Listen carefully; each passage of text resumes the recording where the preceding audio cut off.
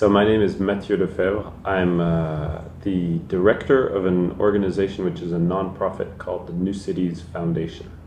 And the New Cities Foundation works in several different countries to create better cities, cities that are more just, more dynamic, more sustainable, and more creative.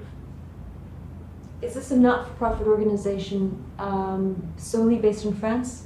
We are not solely based in France. We have offices in 4 countries now: France, Switzerland, the US, and Brazil, and soon in China, which is where a lot of the booming urbanization of the world is taking place. So it's important to have a base in Asia.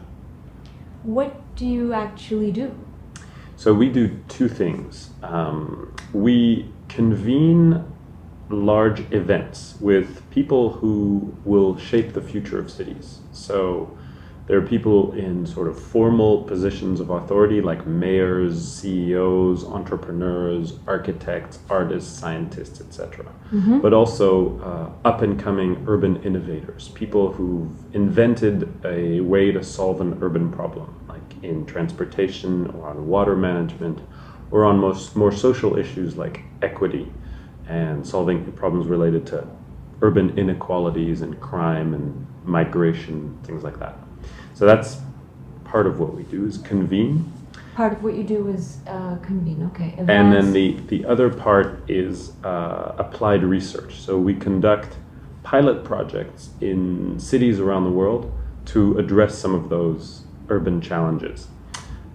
So we just completed a project in California on the issue of commuting and traffic, which is a global problem. Every city in the world suffers from problems related to commuting.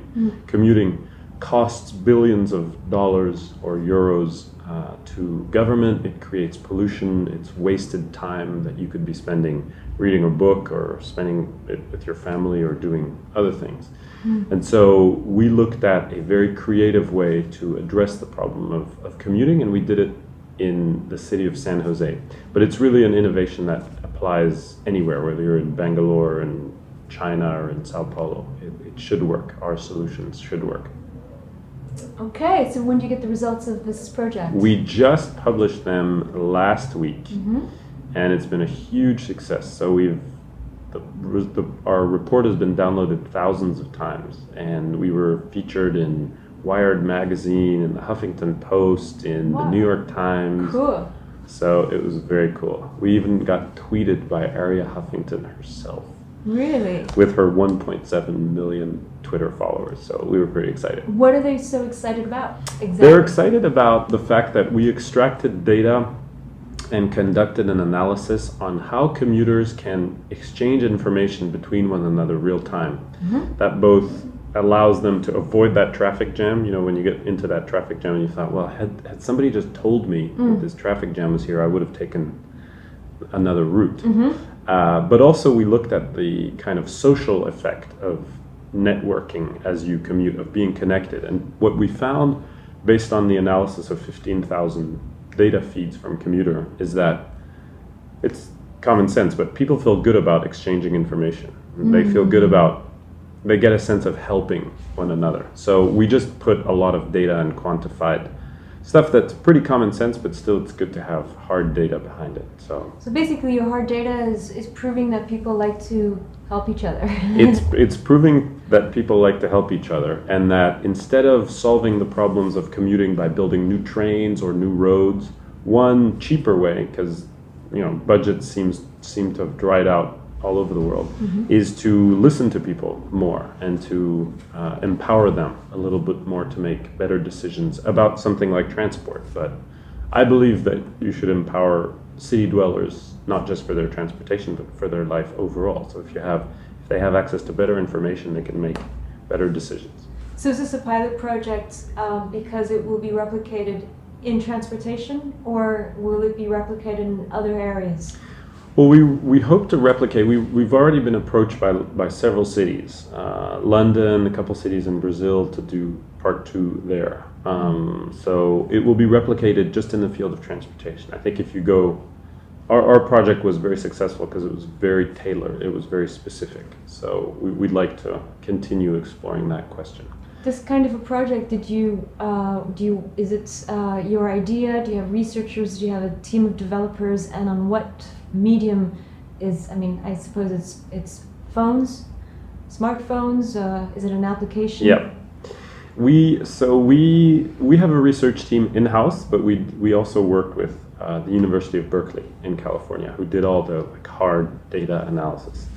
And then we did the analysis in partnership with the City of San Jose, the Department of Transportation, and with Ericsson, the technology company, and with several smartphone application companies that work in this field, called Waze and Roadify. So they're kind of like small urban entrepreneurs in the smartphone transit area, if you will. So did you develop the application specifically for this project? No, we didn't. We used data. We got exclusive access to data from some of the leading apps, but they were already existing. We didn't develop the apps. No. Okay. And when you have events, is it what is the purpose of it? To exchange ideas, or to present something that you have come up with as a result of your research as a not-for-profit?